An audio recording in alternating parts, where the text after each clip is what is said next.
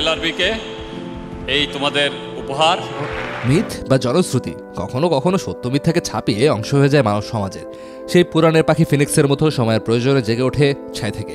সঙ্গীত শিল্পী আয়ুব বাচ্চু পৌরাণিক কাহিনী থেকে উঠে আসা কোনো চরিত্র নন, তবে বাংলার রক সিনারিওতে তিনি এমন এক মিথ যার মৃত্যু নেই। বাংলায় কোনো রকারের জন্ম মানে নবরূপে আয়ুব বাচ্চুরই পুনরুত্থান।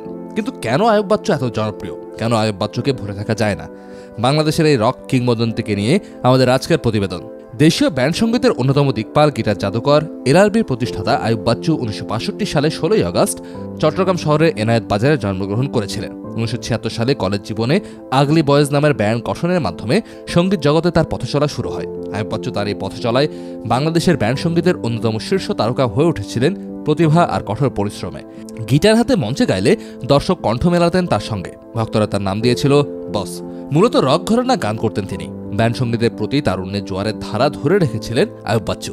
আমাদের শৈশবে আয়ুব বাচ্চুকে নিয়ে সবচেয়ে বেশি শোনা শ্রুতি হল নিউ ইয়র্কে শো করতে গিয়ে সেখানকার গিটার সেন্টারের সবচেয়ে দামি গিটারটি বাজিয়ে সবাইকে মুগ্ধ করে অপমানে শোধ তোলার তার সেই ঘটনা।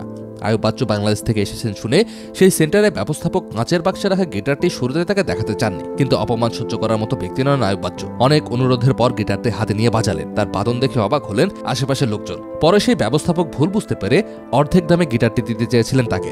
মার্কিন মুলুকে আয়ুব বাচ্চুর এই জয় আমাদের কাছে ছিল পুরো বাংলাদেশের জয়। এই সত্য আজ এমন এক মিথে পরিণত হয়েছে যা দেশের রক প্রেমী প্রতিটা প্রজন্মকে আজীবন সাহস জুগিয়ে যাবে। জনশ্রুতি তাকে নিয়েই হয় যিনি জনমানুষের অংশ হতে পারেন। সেই জায়গায় আমাদের দেশের সঙ্গীত ইতিহাসে আয়ুব বাচ্চু অদ্বিতীয়। তার গান সমাজের উপরতলা থেকে নিস্তলা প্রতিটি স্তরের মানুষের গানেই পৌঁছেছে। সেই তুমি, রূপালী গিটার, কষ্ট, হাসতে দেখো, গাইতে দেখো, প্রেম তুমি কি, পালাতে চাই, এখন অনেক রাত, এসব গানের জনপ্রিয়তা আজও কি কমেছে? 80 দশকের শেষ থেকে আজও বেঁচে চলেছে আয়ুব বাচ্চুর গিটার। এছাড়া লিড গিটারে বাংলাদেশ তো বটেই, উপমহাদেশেও আয়ুব বাচ্চু অতুলনীয় হয়ে আছে।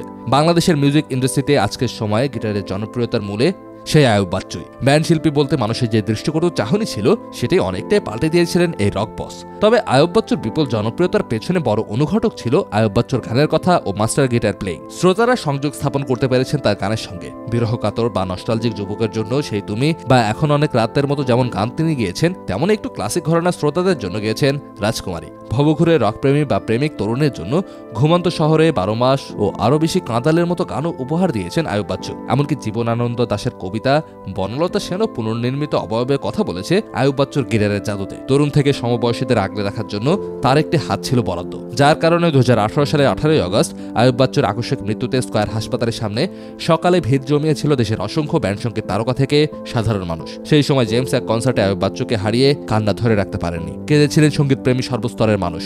মৃত্যুর পর তার এই প্রাপ্তি কেবল জনপ্রিয় গান উপহার দেওয়ার জন্য নয়, মানুষ আয়ুব বাচ্চুকে ভালোবেসেছে, শ্রদ্ধা করেছে সঙ্গীতের প্রতি তার নিরেট আবেগ, ভালোবাসা, প্রতিশ্রুতি আর আত্মত্যাগের জন্য। মৃত্যুর পরও তাতে ভাটা পড়েনি। এত ভালোবাসা নিয়ে চলে যাওয়া আয়ুব বাচ্চুর রয়েছে তার গান ও চট্টগ্রামের প্রবর্তক মোড়ে স্থাপিত রূপালী গিটার।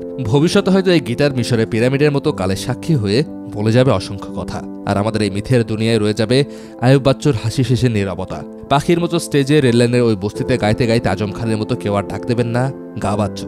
এই বাচ্চু গান দিয়েই বাংলাদেশের মানুষের ঘরে সন্তান হয়ে উঠেছিলেন। তাকে কিভাবে ভুলবে মানুষ? আয়ুব বাচ্চুকে কি ভোলা যায়?